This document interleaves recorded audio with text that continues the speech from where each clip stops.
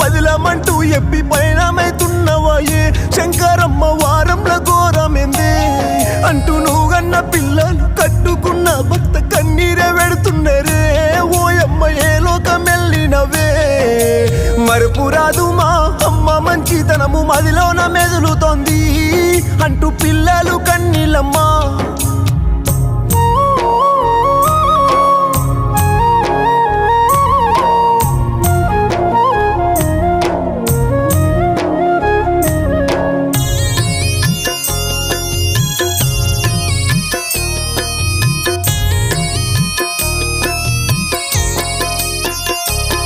మన జిల్లా పెద్దపల్లి ముత్తారం మండల శుక్రవారం పేటలో